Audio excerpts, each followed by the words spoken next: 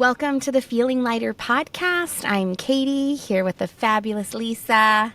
Hey. And we are here to shed old beliefs, Yes. one episode at a time, because the bottom line is how you feel about yourself changes everything.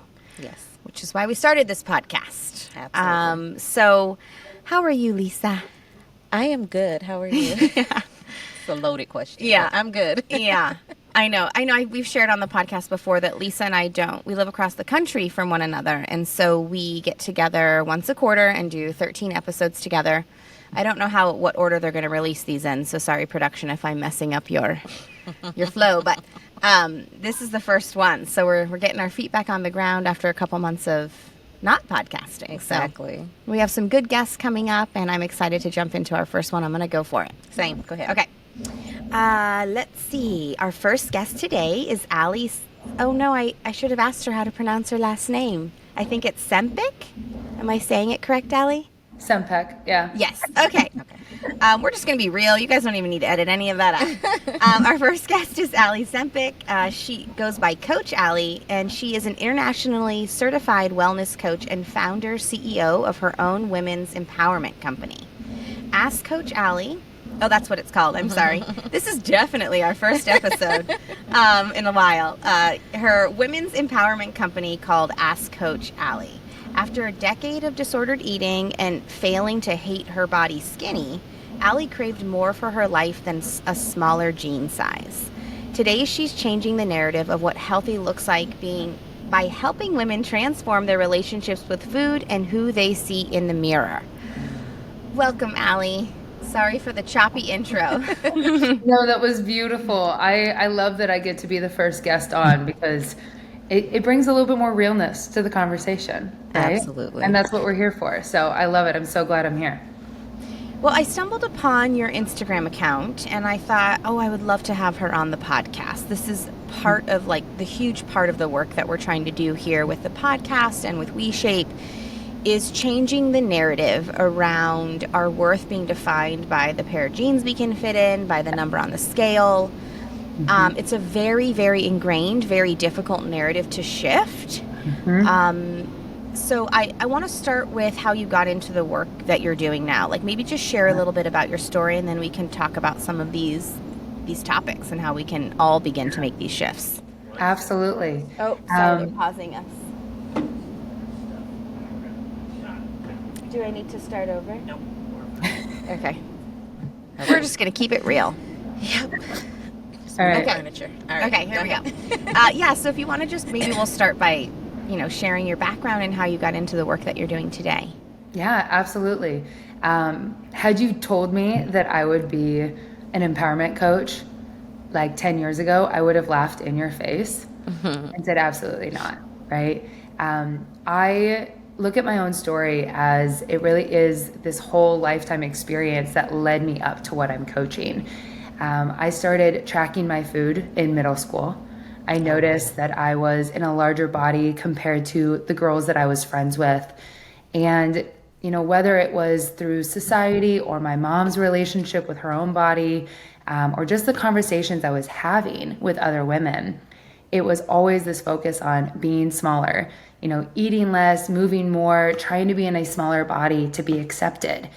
And so over the course of my young adulthood, it was always coming back to this worthiness conversation of if I could just be smaller, if I could just fix myself, then I would finally be worthy. I would finally be happy, right? I truly believe that if I could find this magic answer, then everything would be fixed. And it really led me into this space of anxiety, depression, disconnection within my body, and coming to a point of saying, is this it? Is this really what the rest of my life has to look like? I have to be worried about every single thing I'm eating. I have to be prioritizing my workouts over my actual life. I have to be looking in the mirror and picking myself apart. Is that what being a woman is, or being what healthy is? Sheesh. Right? It's so activating when you say those words like that because it is. Were you in the fitness diet industry as a career as well, or was that just sort of an aside? So what's funny is I actually grew up in the fitness industry is how I put it. My mom and her brother owned a gym, and my Okay. dad's a chiropractor. Gotcha. So I grew up in this like holistic wellness household. And so for all intents and purposes, I should have all the tools that I need in order to be healthy and Should. happy. Right. Should being the operative word. But I think even having all of the resources and all of the tools, it still was this disconnect of what's going on internally and not just like physically, but mentally and emotionally. And that was the piece that we were missing. Wow. That's so heavy because my dad was a bodybuilder, a fitness competitor growing up. So I lived in the powerhouse gym and I saw all these people doing all these crazy things to look a certain way. But it makes sense, right? Because that was an aesthetics competition. They were being judged. They were going on stage and literally being judged.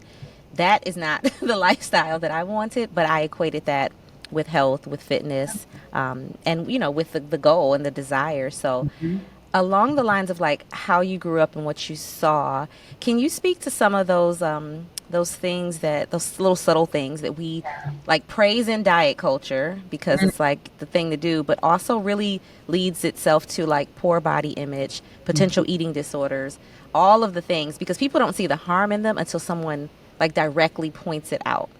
Yeah, absolutely. And I love what you just said there of even just the upbringing that you're around, right? Because very similarly to your story, I grew up in a bodybuilding gym, right? My uncle was a top bodybuilder up until he was in his 40s, right? Wow. My mom is a fitness instructor and was always commenting on her body or how she looked or how old she felt.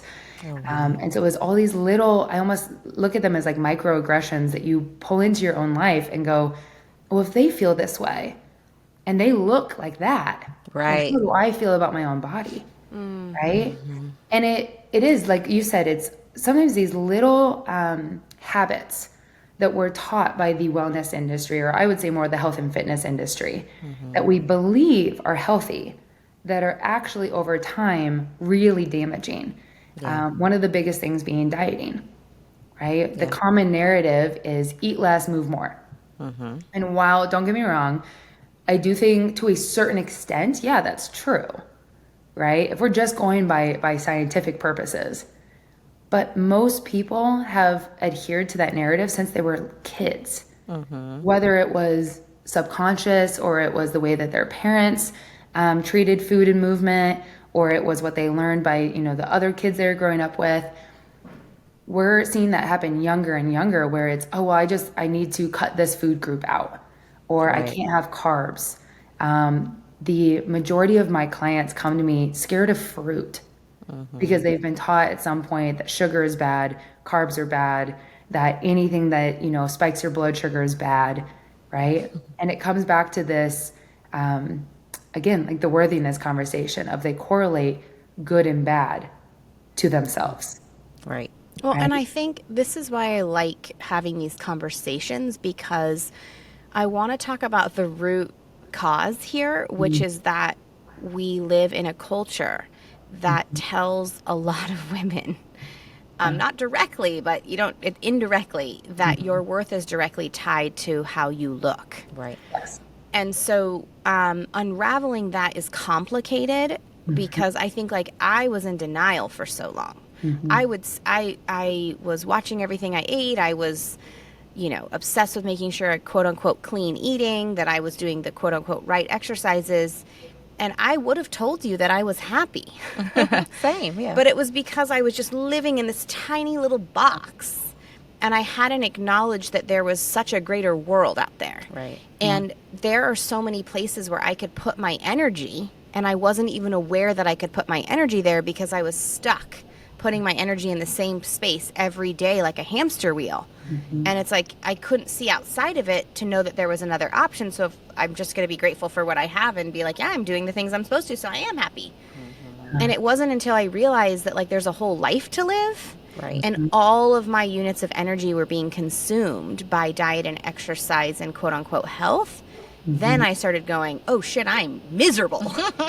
I actually want to go do this other thing. Yeah. And so I think that's like an important point to acknowledge, is that Yeah. we have to even admit, we have to like even pause and admit, because like I tricked myself into believing that I was really happy and I wasn't. Yeah. It becomes an identity. Yeah. Yeah.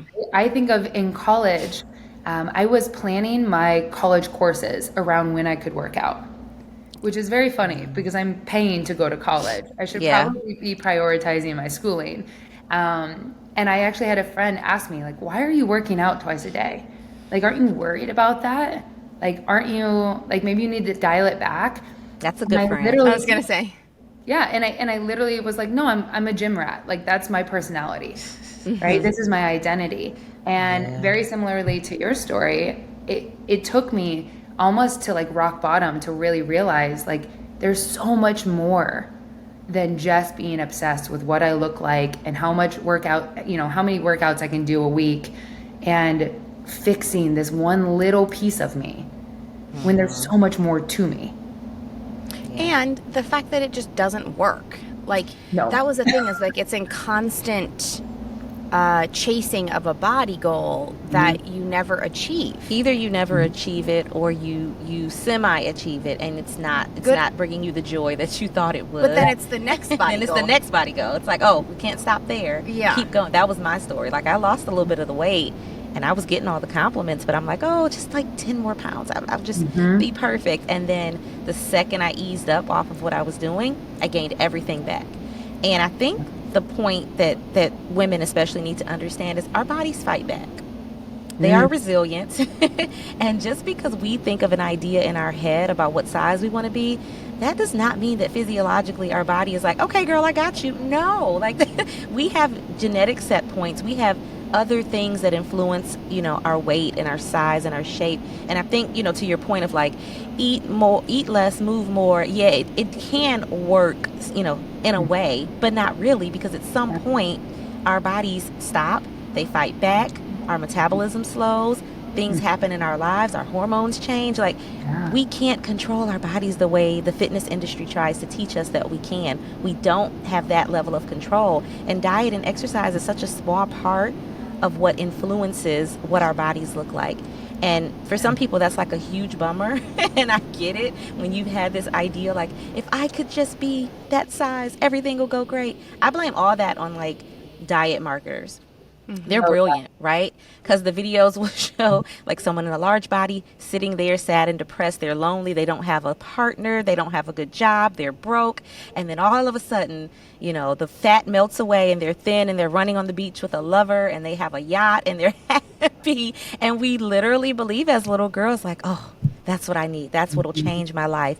And it literally never will. And it's not even attainable. But we focus so strongly on it. So I said all that to lead to a question. How do you think, I know you grew up in the gym, but what you were seeing like on, images as far as, the era that you grew up in, what was popular, how do you think that impacted, your journey with your body image and everything? Yeah, I actually love what you just said as well as, as women, we're surrounded by these other narratives, right, that aren't our own. And I think that's a big point that as women, we have to understand that a lot of the limiting beliefs, a lot of the disconnect that we have within our own bodies and our own relationship with food is someone else's that was like given to us, right? Whether it was through a learned experience or it was through a conversation or hearing someone else talk, right? That if it's not ours, we can give it back. So when I think of my generation, I grew up in the 90s. So my generation was like the Biggest Loser, America's Next Top Model. Yes. I remember having like Slim Fast shakes in 5th grade as like an easy snack to bring to school, which is hilarious when I think back to it. And I remember where I found it. It was my gym teacher was drinking them as a meal replacement. And I went home thinking, that's what I need to have because she is really fit. Oh, wow. And if I drink those, right, the marketing, if you drink those and you don't have a real meal, then I'm going to eat less calories and I'm going to be small. And like you said, it's this beautiful picture of with a smaller body comes wealth and success and love, rather than you're just not eating a real meal. right? Which y'all, I'm mostly Italian. I love to eat. Oh, Give me food, right? But I think back to those shows, like America's Next Top Model comes up a lot when I talk to my clients because it's something that we can all relate to. And there was right. one model that was on the show that was just brutally attacked for the size of Oh, her. it was the plus size model. Yes. Yeah, I And remember her. she was, being said that she was plus size when she was, I think, more of like a size 6, a size 8. She was, yeah. Right. She was a very Wow. normal sized woman. And they were just, demolishing this woman's character based upon her natural given body type. Right. And so we as little girls were watching this show thinking like these are the most beautiful women in the world. And this woman who looks maybe more like us is not enough. Not enough. Wow. Right? So what are we supposed to pull to that? I also think I grew up, our family show, my parents are going to laugh when they listen to this because we didn't think anything was wrong with it, right? Being in a more fitness family, we watched The Biggest Loser religiously. Yeah. I did Every Yeah, me single too. week. I was a huge fan. Yeah. Yeah, we all were, right? And it was this idea that, let's watch them, change their bodies and change their lives. But to your point, every single one of those contestants later on in life did not keep the weight off. Absolutely. They- There's a they great gained study back. on that, and they gained it back. They were more depressed. They were less happy. I mean, they don't talk about the study that they did on a lot of these people enough, considering the damage that show did, to us watching it so religiously, like you said, because we really believe that hype. Like, Well, that's what I'm talking about when I was saying like where we put all of our energy. yeah, So Yeah. what if we put all of our energy in undoing some of these messages and learning how to accept ourselves, accept one another? Like if we put all of our energy there, that's what people are really after. Right. And I've shared before, Ali, on the show, my co-founder of WeShape and I used to have a body transformation company. We helped thousands of people lose significant amount of, we were like kind of like The Biggest Loser. It was like we were doing like really big body transformations, before and after pictures, all the toxic stuff. And a lot of people lost a lot of weight. And it was this moment where I just was like, that's not what they really want. Right. Why are we all still miserable? And then I had this moment where I was like, they're chasing my body size. I'm chasing someone else's body size. No one's happy. And it dawned on me that like what people really want is self-acceptance, is peace, is body peace, is worth it. Like, am I valued? Am I worthy? Yeah. We use weight loss as a vehicle and many other things, success, whatever you want to, but it's not the vehicle that gets you there. But we, for some reason, still believe it. And I think that it's because when things are ingrained in your child brain, it does live with you. And I try to tell people all the time at WeShape that our team here, we haven't like overcome this. We're like in it with you. I still figuring have it all out. of those thoughts. I don't always act on those thoughts, but I still have all of those thoughts. Like, will I be okay if I eat this? Oh, did you have too much? Oh, you didn't move your butt. I still have all the thoughts. My behaviors are different now, so I think it's a step. But we're all in it together because it is really difficult to unravel deep ingrained messages. And then also, society's still telling us those things are true. Yeah. Yeah. So it's like a current that we're swimming up against. But it does blow my mind that it's still true, because we have a lot of scientific evidence now to show us that yo-yo dieting, major weight fluctuations actually has a ton of damage to your body. Like I think I was telling you this yesterday, that the American Heart Association came out with saying the number one predictor of women's heart-related heart attacks was not the size of their body, but the amount of times they had yo-yo dieted. Yep. Yes. Absolutely. So it's like backwards, right?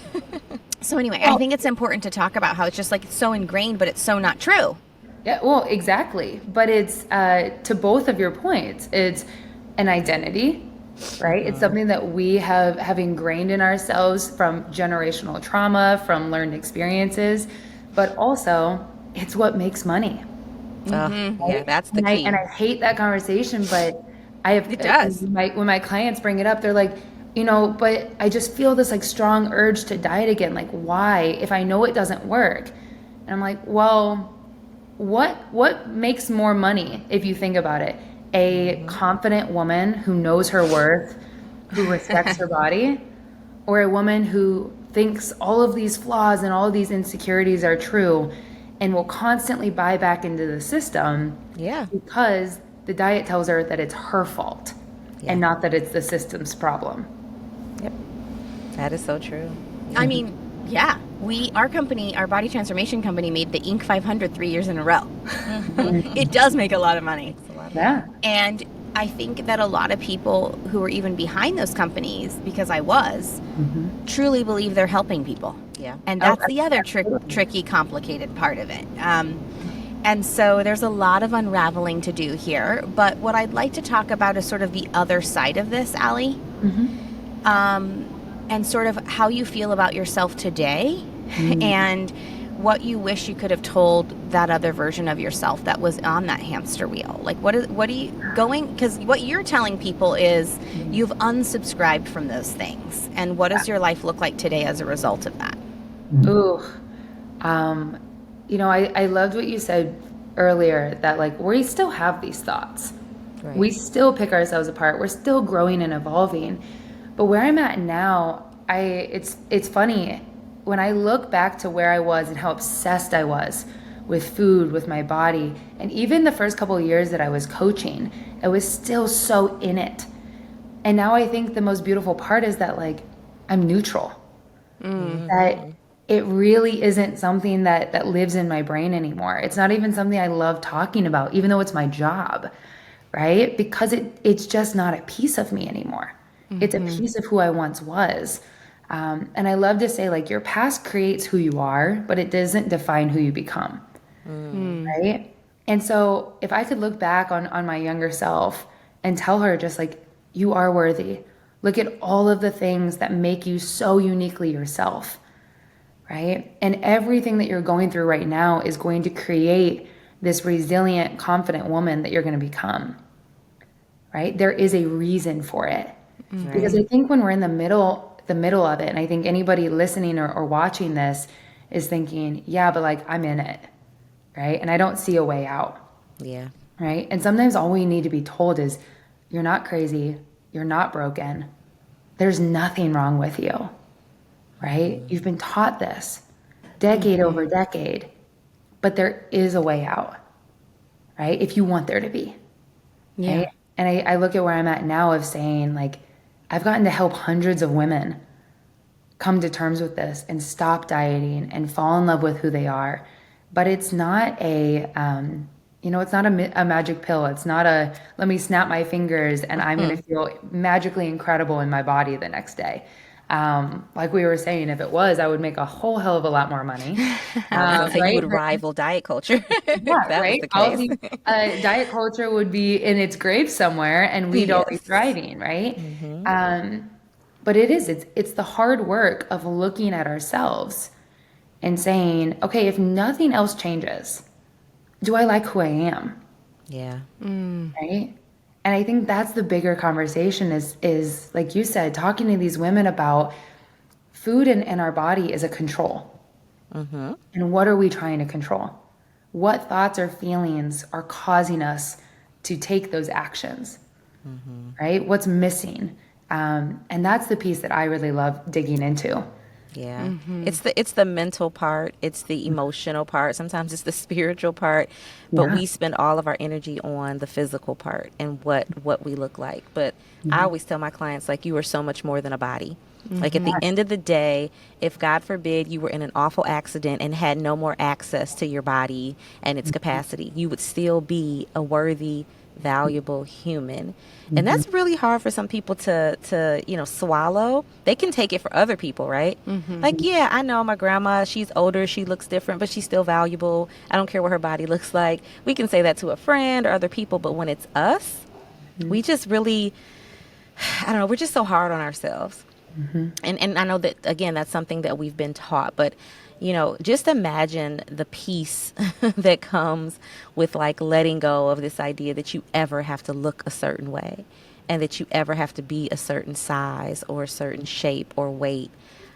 or body distribution. Like if you could just let go of that and focus on who you are as a person. When people are seeking weight loss, you're right, they're looking for something else. What is it?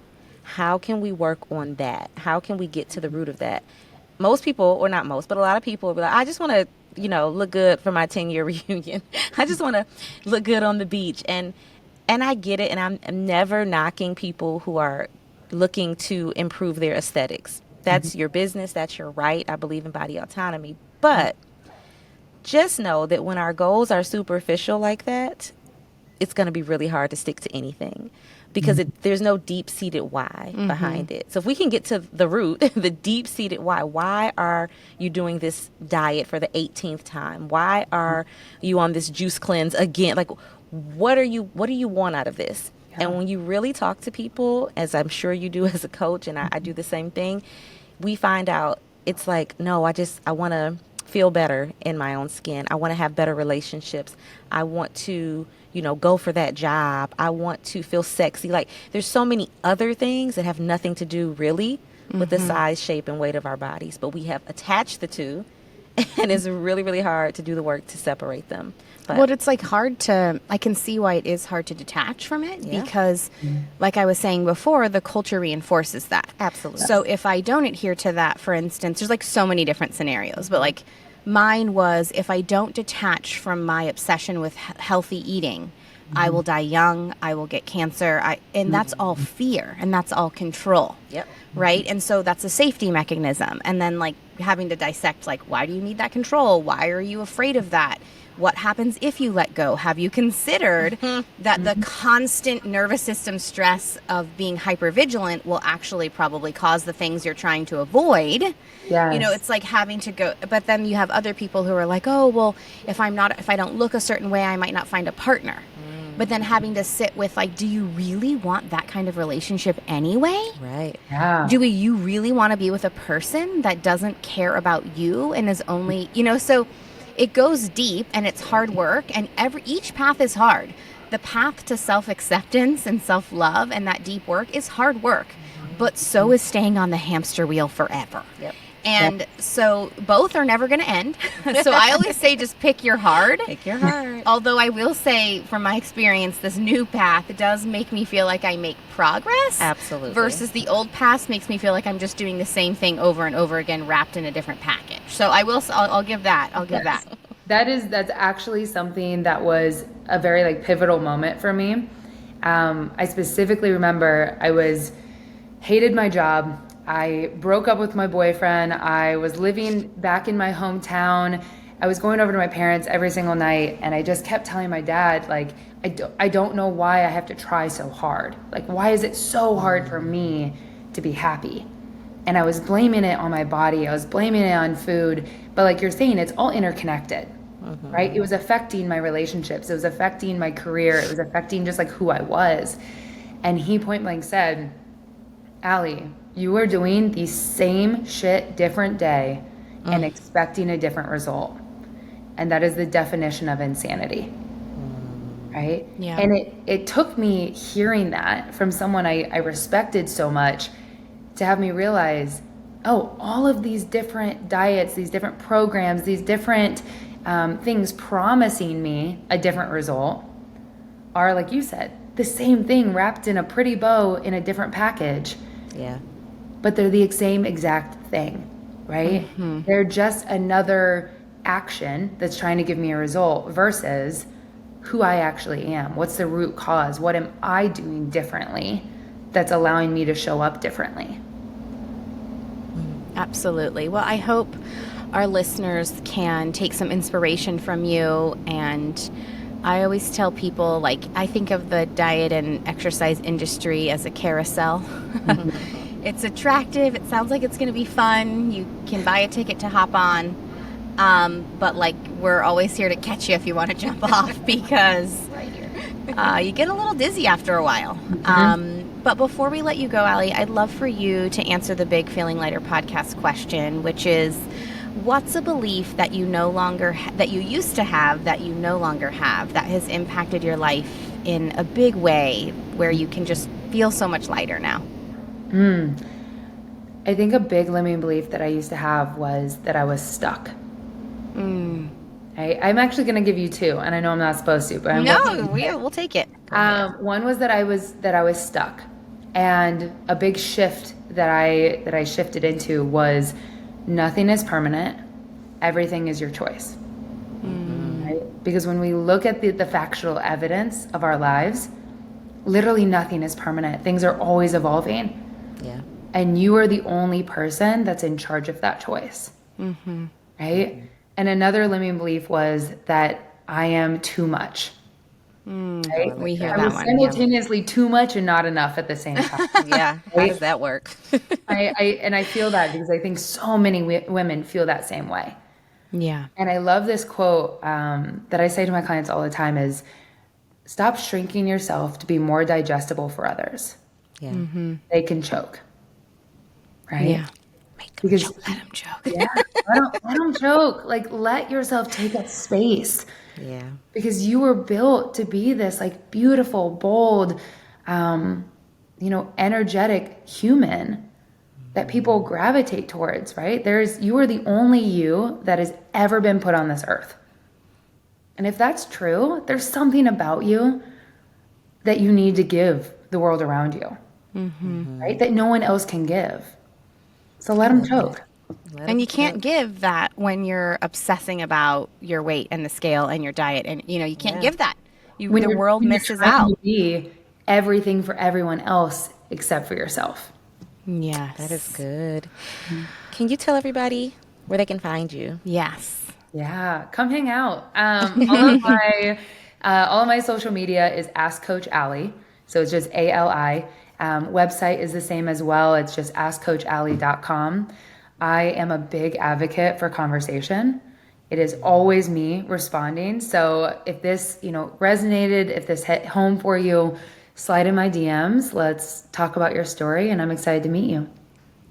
Thank you so much, Ali. And we'll see everyone next time.